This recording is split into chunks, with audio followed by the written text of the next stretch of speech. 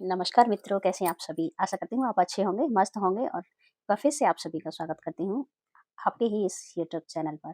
तो मेरे मन में कई दिनों से कुछ बातें विचलित कर रही थी और जब तक ऐसा लगता है ना कि जब तक अपने मन में उफनते विचारों को आप प्रकट नहीं कर देते हो, तब तक आपको चैन भी नहीं आता है।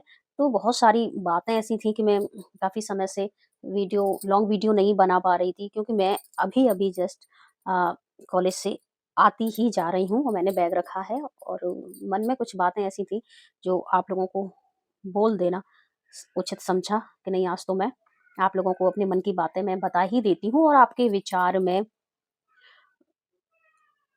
भी आप अपने विचार साझा कीजिएगा मुझे अपने कमेंट के माध्यम से कि कई दिनों से मैंने आए दिन ही खबर आती रहती हैं कि 12वें दिन किसी बेटी को मार दिया गया, शादी के 12वें दिन या 1 साल बाद ही ऐसी घटना घट गई या 6 महीने बाद इस तरह की घटनाएँ बेटियों के साथ हो जाती हैं, जो दहेज की बलिवेदी पर चढ़ा दी जाती हैं, अंतरात्मा भी दुखी होती है।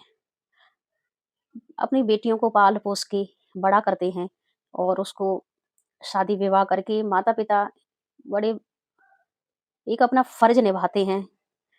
कभी सपने में भी नहीं सोच सकते कोई भी, ना वो बेटी ही, कि उसके साथ इतनी बड़ी दुर्घटना भी घट सकती है। सभी अच्छा सोचते हैं, माता-पिता भी यही सोचते हैं और हमेशा उनका यही जो उम्मीद रहती है कि हमारी बेटी अपने से ऊँचे घर में ही जाए। कोई भी माता-पिता ऐसे नहीं होंगे जो अपने से नीचे परिवार में अपनी बेटी का संबंध तय करें। हमेशा अपनी बेटी को अपने से ऊँचे परिवार में ही वो देखना चाहते हैं और हमेशा सुखी भी देखना चाहते हैं कि हमारी बेटी सुखी रहे। लेकिन जो आजकल जो दहेज का जो कीड़ा चल रहा है ना, कोढ़, बहुत बुरा कोढ़ है।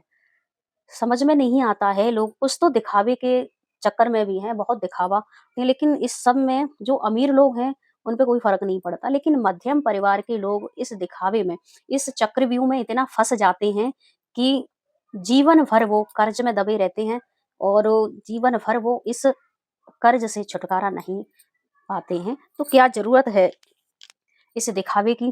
क्या ज़रूरत है इस दहेज रूपी दानव को बढ़ाने की? दहेज लेना और देना दोनों ही पाप हैं। आज के समय में तो ये इतना विकराल रूप धारण कर लिया है, इसके ज़िम्मेदार हम सब हैं। हम हैं और आप हैं। सभी माता-पिता चाहते हैं हम अपनी बेटी को अपने सामर्थ्यानुसार उसको वो जो साधन सुविधाएँ हैं वो हम दें। लेकिन ऐसा नहीं होना चाहिए कि हम अपने सामर्थ्य से बढ़ करके या खुद कर्जे में डूब करके एकमात्र दिखावे की खातिर या समाज के दबाव में आकर के हम ऐसा कदम उठा लेते हैं जो कि गलत है। क्या गारंटी है?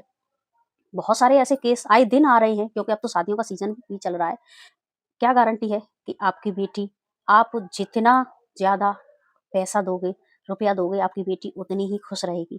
जितने अच्छे इंजीनियर, डॉक्टर, बड़े से बड़े अधिकारी के लिए या विदेश में आप अपनी बेटी को भेजोगे, कोई गारंटी है? क्या कोई गारंटी नहीं है कि आपकी बेटी सुखी रहे।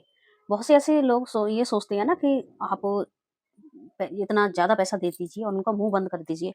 आप कभी उनका मुँह बंद नहीं कर सकते हैं। जिन्हें आपकी बेटी की कद्र होती है, वो बेटी हमेशा सुखी रहेगी।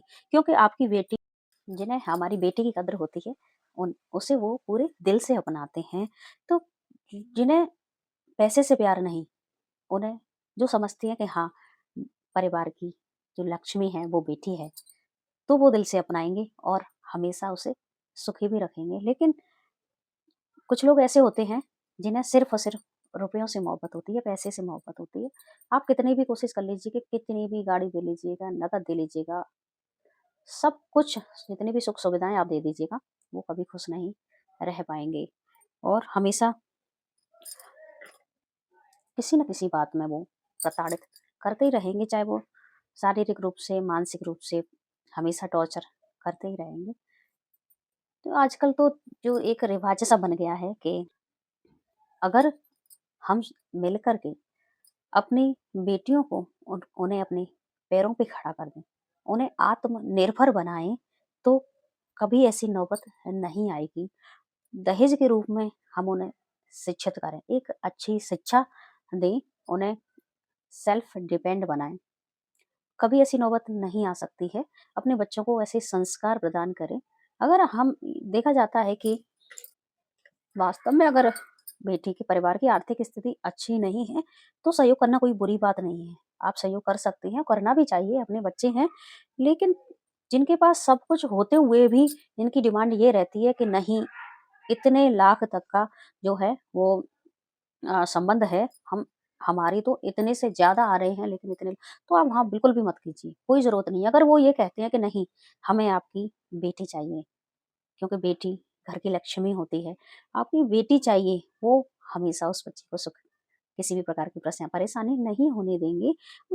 जो पहले से ही ये कहते हैं कि नहीं, हमें आजकल 30 लाख, 35 लाख मामूली सी बात, गवर्नमेंट जॉब से हैं, कोई अधिकारी है, तो जाने कितनी बड़ी रकम, लेकिन एक अपने पिता से पूछिए, दिन रात खून पसीना बहा करके वो अपने बच्चों को, बेटियों को पाल-पोस के बच्चों को बड़ा करते हैं, पढ़ाते हैं, लिखाते हैं और पूरा जीवन कर्जे में दबे रहते हैं। क्या बीतती है उन पर? तो आज हम सभी आज से प्रण लें, सामर्थ्य अनुसार, अपने जितना सामर्थ्य है हम उसके अनुसार कार्यक्रम करेंगे, शादी-विवाह करेंगे और उससे किसी भी दिखावे में नहीं आएँगे, किसी की भी बातों में नहीं आएँगे। मुँह बंद करने वाली बात तो भूल ही जाइए, आप कभी किसी का मुँह बंद नहीं कर सकते हैं। अगर आज गाड़ी की डिमांड है तो कल हो सकता है कि किसी नकद की डिमांड हो जाए। सब समर्थ हैं बच्चों को अपने